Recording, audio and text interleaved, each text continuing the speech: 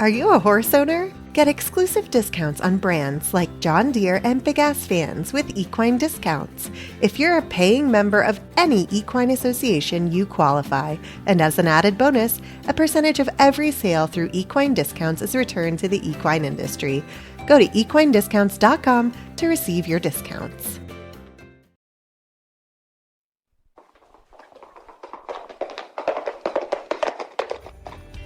You are listening to the Horse Radio Network, part of the Equine Network family. Greetings, everyone. Coach Jenn here, and thanks for tuning in to Horse Tip Daily, episode 1598, brought to you today by U.S. Rider. When starting or restarting an adult or remedial horse, it can be hard to figure out just where to start.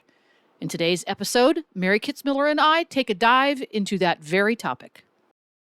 As horse owners, we spend a lot of time on the road.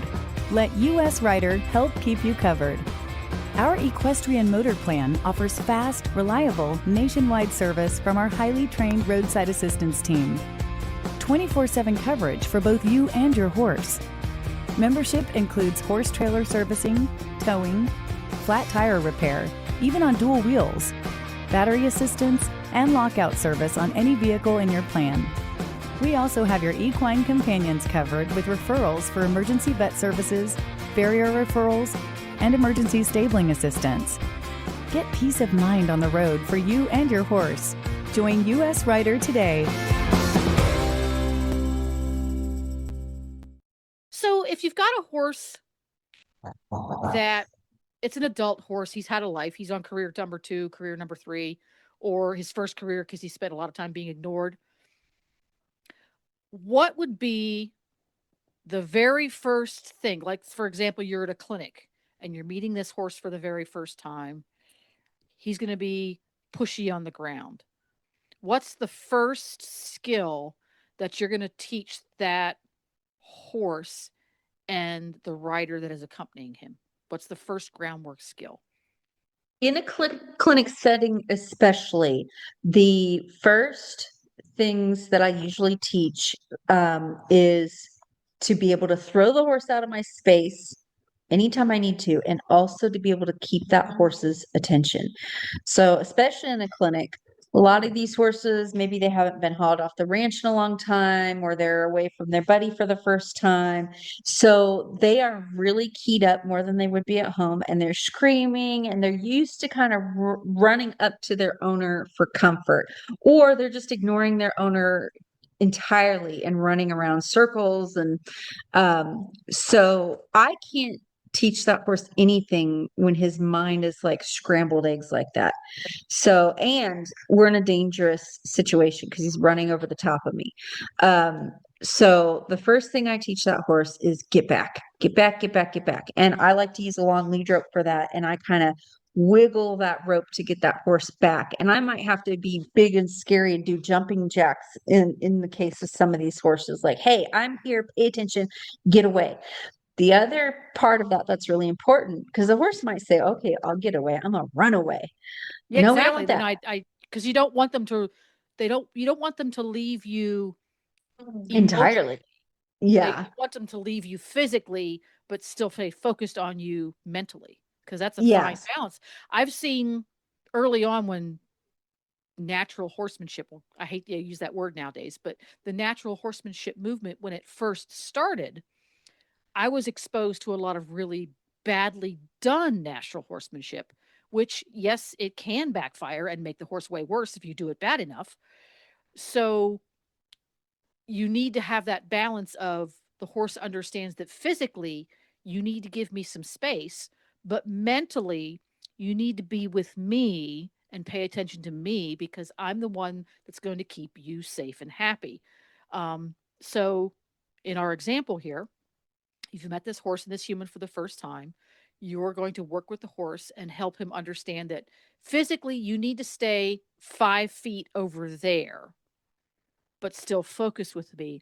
Are there some physical tells that your average person that's not particularly experienced can look for in a horse when they're trying to do this, to say, you've gone too far, you've pushed the horse too far away, and now he really does not want to be with you? Yeah, so if I just really terrorize that horse, I've now pushed him over the edge. He was anxious, and now he's in um fight or flight. And that horse is like over the threshold of being able to take in new information. So I never want to use so much pressure that he's just like, I just got to survive at this point. Um, but yeah, the second part of that getting to back away is I want, very practically, I want you to keep two eyes on me at all times.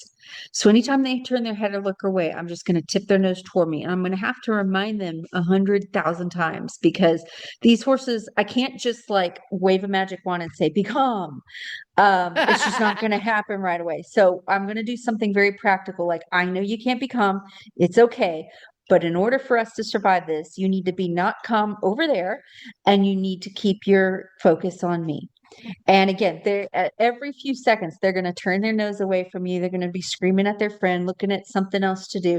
So I'm gonna tip their nose or even bump their nose and say, "Hey, look at me." And sometimes, if the horse is just too distracted, I may even kind of do something like jumping in place while making a weird noise, to where the horse is like, "Oh my gosh, what did you just do?" So that So I'm like, you are more interesting than whatever's outside. "Yeah," I'm like, "You Become need the to pay focus. attention to me because I could be doing stuff at any second." And the other important factor of this is when he does put his focus back on me, even if it's only going to be for a split second, I want to release. So I want to put some slack in that rope and I'm going to act, at least for a moment, like he's going to stand still and be the most perfect horse in the land. I'm ready to go again if he decides to move his feet again. But in those few seconds where he looks at me and he's a safe distance away from me, I release that rope and I want to show him this is where the comfort is. And he's not going to pick up on it right away. He's just going to keep doing what he wants to do. He's just looking for help is what he's doing. He thinks maybe if I run out of the arena or I run over you or I run to my friend, I'm going to get help. And I'm going to tell him that's not where it is. And so a lot of times I might spend 5-10 minutes just doing that because that's all the horse can mentally handle of stay back there, focus on me, stay back there, focus on me. And again, it's about making that happen, correcting, but then releasing as soon as they're quiet. And what So you'll that see, that release is key, isn't it? Because if you don't get yes, the release correct, the horse is never going to make that connection that you felt that pressure, but look, it goes away. Look, it goes away. It goes away. And you repeat that consistently for a period of time. And the horse goes, oh, wait a minute. If I do this, the pressure goes away. It must be okay. Very interesting. Because we always focus on the pressure part. yes. And all I'm trying to do with all of the stuff we've talked about, this body control, this little exercise here, I'm trying to show the horse where home is. And Mustangs have taught me this more than anything else. 9 times out of 10, a horse is doing something I don't like. It's because they're looking for help. They want to know, where am I going to feel the most comfortable? So maybe I'll feel the most comfortable if I'm standing on your foot, or maybe I'll feel the most comfortable if I'm trying to get away from you and go back to the barn or run to my friends or run away from that scary thing over there. And by doing everything I do, I try to set the horse up and get something to happen and then release when they do the thing.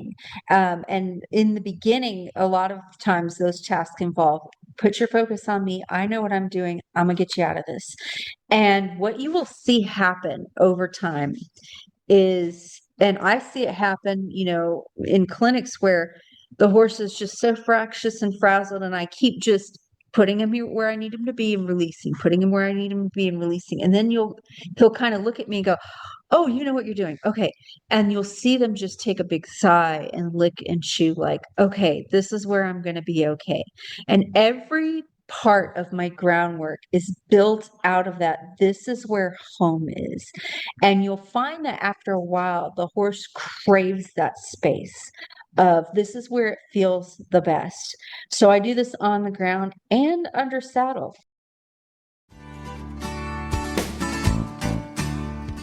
Well, there you have it.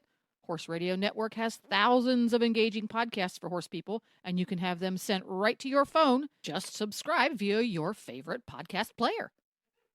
This is Coach Jenn, and I will be back again soon with another tip. Until then, go ride your horse.